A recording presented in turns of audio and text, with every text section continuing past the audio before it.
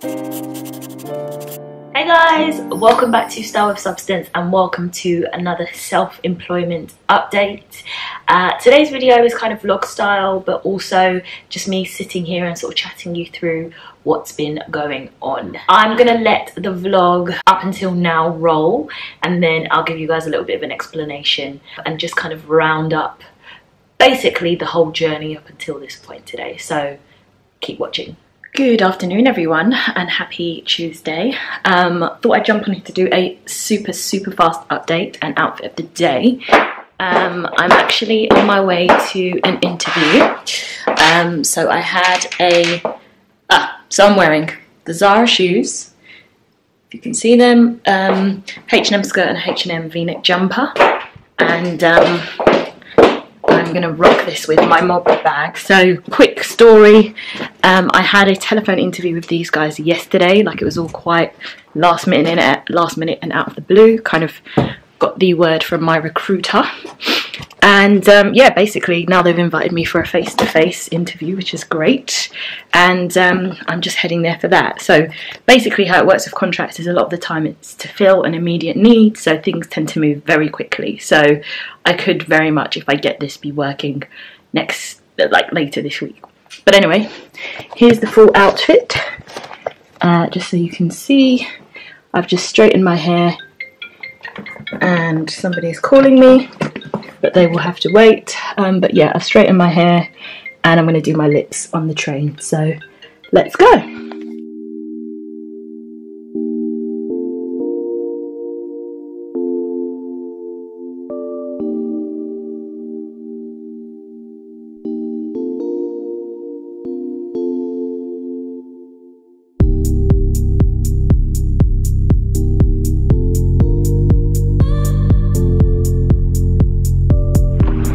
Right, so interview is done. I am headed back home. I think it went quite well. I met with two ladies, one who would be like my line manager and the other who kind of also works in the team. It's like a customer experience, marketing communications consultant role. So we'll see. Let me head home. It's my brother's birthday, so we're going to have pizza and just hang out at mine. Hello there. So I've just got back home from the interview, and I thought I'd just give you guys a little catch up just to set the scene on today's interview. While I don't know the outcome of it, I figured it's just good to just try and be transparent and just share everything I'm doing, as this is a I'm bringing you guys along with me in the process. So I basically work with this recruitment company. They're UK based, they're called EMR, and when I was contracting a little bit last year, they secured me that contract, so I signed up with them again. Well, I was already signed up with them, but I applied. Yeah, so basically I went through the same agency that I did with my first contract, and they told me about this role with this payments provider, and I was like, yeah, sure, put me forward. They saw that I had some experience working on campaigns for small businesses when I was at KPMG, and this is a similar kind of audience. So I was like, yeah, go ahead, put me forward. They sent my CV across, and then literally the next day they were like, yeah, they want to speak to you for a telephone interview. So that was yesterday. Telephone interview was Friday. While I was at the wedding, they called me and said, oh, we've secured you a telephone interview for Monday. So Monday came, had the telephone interview, and that was at like 4 o'clock later on in the day. And the recruiter called me after just to get my feedback, see how it went, and he was like, they're going to move quite quickly, so they'll probably want to get you in for an interview tomorrow. This is at the end of the day. I haven't heard from them yet. And then they basically called me this morning and said, right, this is what, like 9:30, or like, we want you in for an interview at 4. So I went in for an interview, met with two ladies, one who would be my line manager and one who would be just another member of the customer experience team. Had a really good chat, really cool offices, and yeah, then he just literally called me. So when the phone, when the doorbell rang, my phone also started ringing. It was my recruiter calling to say that they want to make me an offer, and you know, they want me to kind of be, you know, taking on this role. So didn't think I would, you know, have this news to share so soon, but I'm really, really chuffed and really pleased. And now I'm going to go out and get some snacks and drinks to celebrate this feat. Woo! So I'll be taking you guys still along the journey of like sorting my accountants out, which I now definitely need to do, and getting expenses sorted and getting gear and stuff just to get set up for contracting. But I'm very, very happy. So now that you've watched that vlog through, you will see that I am officially trading. Woohoo! So when I say trading, I mean that the limited company that I set up for receiving payments for my contract work has basically, I'm now officially trading in that I now have a contract which will pay me, which means that my company is in action.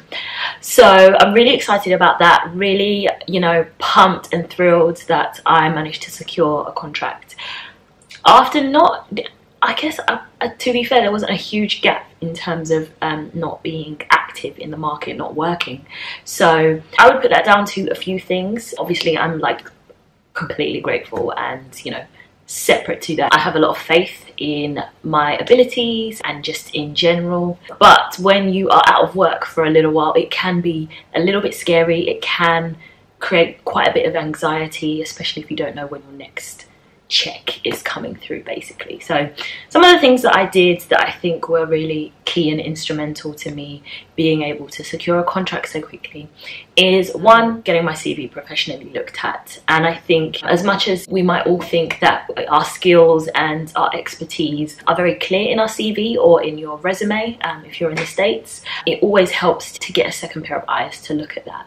And now, whether you pay for that to be done or whether you just get a friend or a family member or somebody in the industry you're trying to apply for jobs in to look at it, it's well worth getting a second pair of eyes outside of your own to just read through that, and then to get that person to kind of say to you, okay, based on what they've read, what do they think you're good at, what do they think your key skills are, what industries or what kind of job roles would they see you doing well in the most based on what they see on your CV. And if it doesn't match up to the kind of jobs that you want to apply for, the kind of contract roles that you want to get, then it needs tweaking. So I'm glad that I got mine professionally done, because I think what it did is it took the experience that I already have, which is pretty varied and pretty good, and just put it into really impactful and action-oriented words that a potential employer wants to see. So that was one really important thing. The other thing was really to apply for jobs. How you get a job, how you get a contract role, you have to be applying. It doesn't really get much simpler than that. And knowing what sites is key. So the sites that I used, and this is just based on like experience here in the UK, was Only Marketing Jobs, JobSite, The Guardian, and Indeed.co.uk. And I will link all of those in the description box below.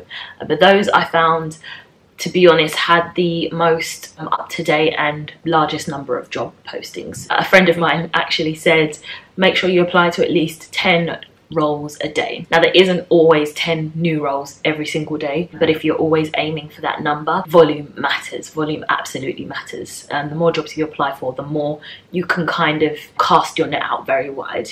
And I would also say something that's kind of a side note to that is, don't always shy away from roles that you feel like you don't meet all the criteria for. At the end of the day, applying for a job is completely free. Now, I'm not saying that you should go and apply for, you know, head of marketing or, you know, director of marketing division roles if you've only ever been like a marketing executive or a marketing assistant.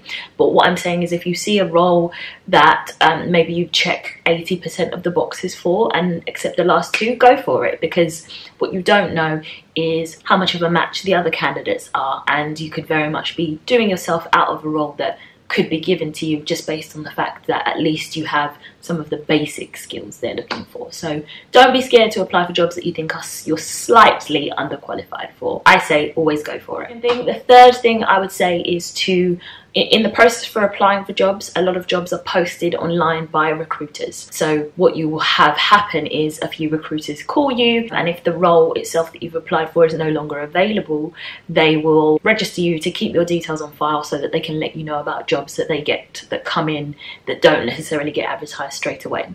And that, by the way, is how I secured my current contract. So the recruiter that I worked with last year, I was already registered with them, but I think after a year they kind of like get rid of your details for data protection reasons. And I applied for a role that they were advertising. And in applying, they gave me a call. They said this role is no longer live.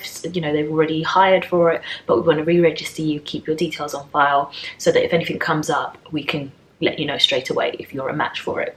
And that's what they did. And the contract that I've just secured actually wasn't even advertised online. They came straight to me with it because, again, as I always mention with contract roles, it's to fill an immediate need.